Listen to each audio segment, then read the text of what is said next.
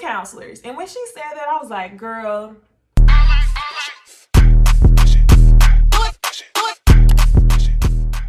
Hey y'all, it's Niecy Dixon. Welcome back to my YouTube channel. If you are new here, welcome. If you are returning, y'all, welcome back. I hope you're subscribed. If you are, then thank you very much. I have some newness in my life. Your girl is engaged, okay? So that's the newness. You may notice I may be talking a little bit more like this, being extra like this, okay? So yes, congrats are in order. Thank y'all ahead of time. I will meet y'all in the comments.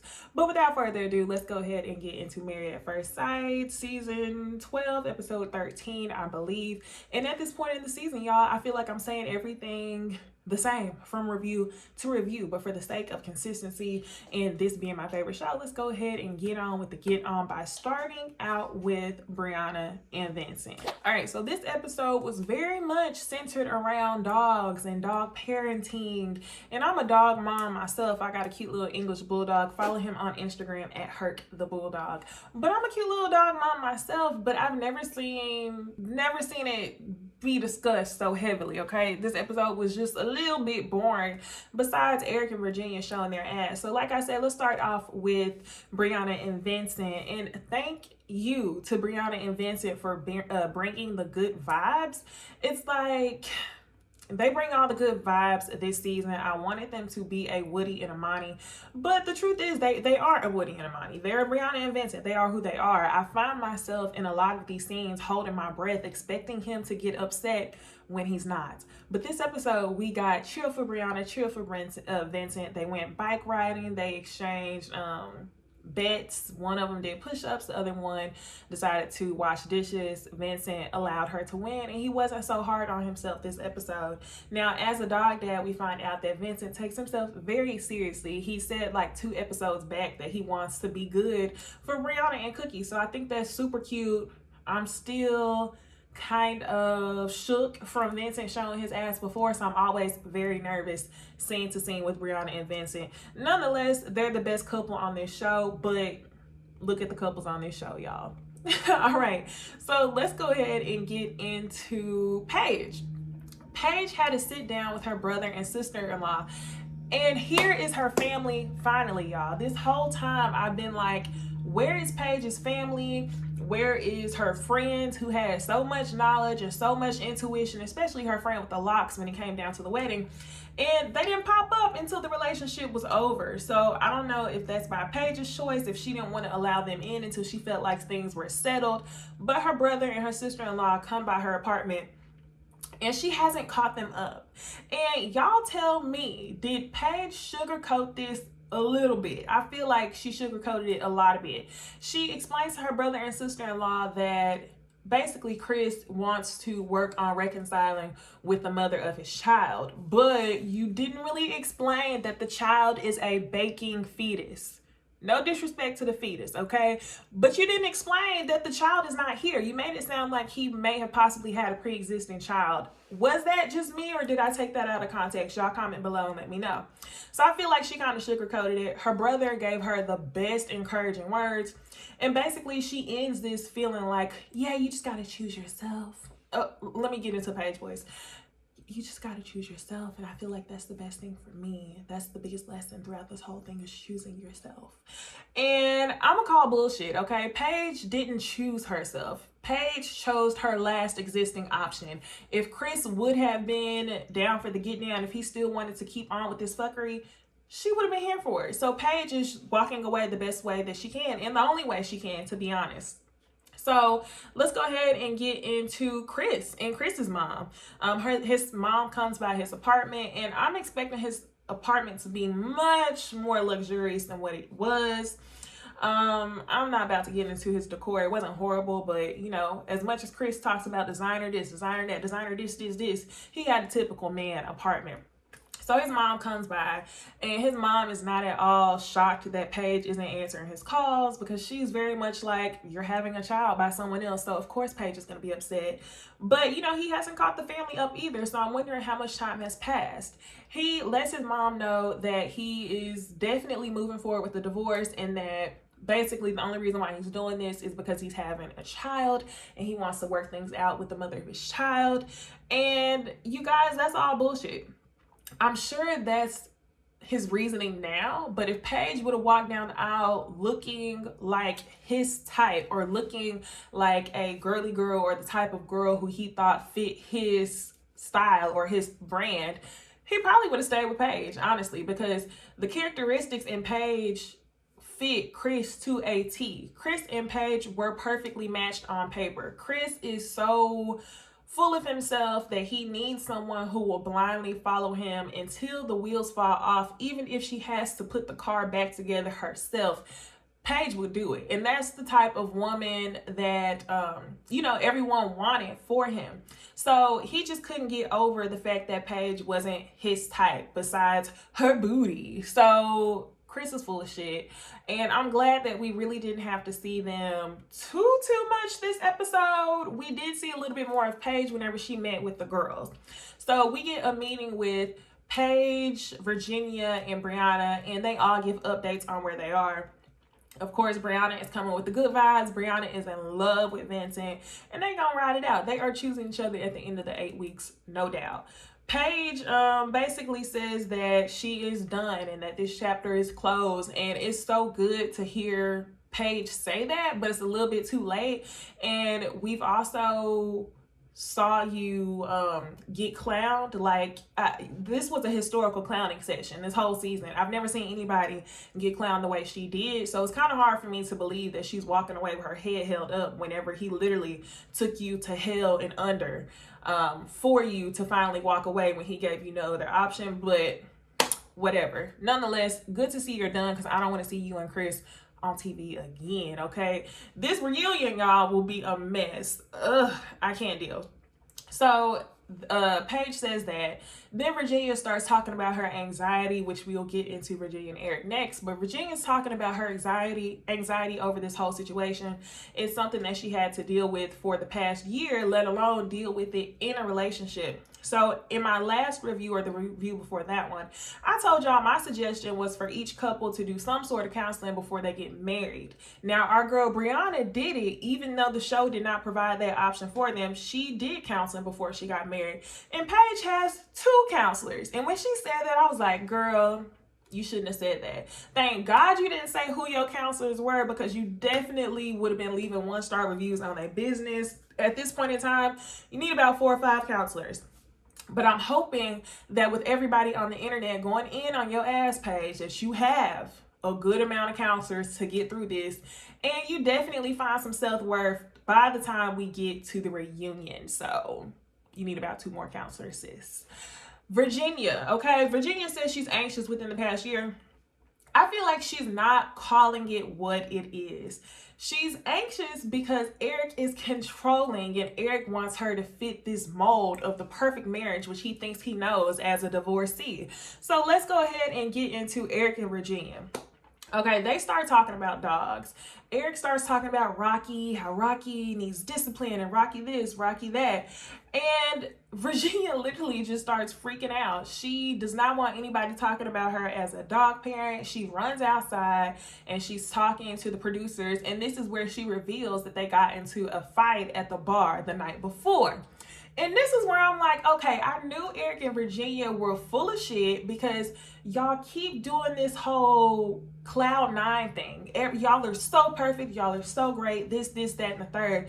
And that's not the honest truth. I think that they felt they were on this catapult because they were sexually compatible and because they were very touchy-feely, full of PDA, and also in comparison to what the other couples were going through, they literally thought they were on the up and up. But that does not mean that you're a good match for each other, and that is what they're starting to find out. So they talk about the fight at the bar. They start showing footage from the night before. So come to find out, the night before, they got into a argument at the bar because Virginia was nowhere to be found for 40 minutes. He says that she ran off with her friends and he had to like cancel a car or something like that. He couldn't contact her. He was worried, blah, blah, blah. And I'm wondering, I don't think they ever said what friend she ran off with. Now, did she run off with some guy friends and that's why you're tripping so hard? Or were you just tripping so hard because you wanted her attached to your hip the whole time y'all were out at the bar? So Virginia ends up returning and she calls it exactly how I saw it a couple episodes ago. She says she really doesn't like pretending like everything's all good. They always avoid conflict. They always kind of start talking about something difficult and then they go away from it because they keep saying that, oh, everything's so perfect. We're so good. We're the best couple here. Even though that doesn't mean anything, y'all. So she's in there crying and Eric is like, you're scaring me. And I just think it's very funny how Eric is taking Virginia's anxiety and using it against her and saying that she's scaring him. I know a lot of people can look at this episode and say that Virginia was tripping. She can say all she wants that she's crying about him talking about Rocky, but that's not what it is, Virginia. You're crying because this man is suffocating you. And if anything, Eric is the one looking crazy, in my opinion, with his killer glasses on, y'all. He had them killer ass glasses on in the last scene with him and Virginia. So he spends time with Rocky. He takes him to, it looks like a dog store. And he basically says he wants to prove to Virginia that he can be a father figure. And Virginia is not worried about having kids with Eric like anytime soon. So he can play that game all he wants to, but I really don't see that happening. And I hope you don't, sis. Please don't trap yourself in that situation where you don't have to be, because it's only going to get worse from here. Just wait till the cameras leave and Eric really can show his ass and really show that he's controlling.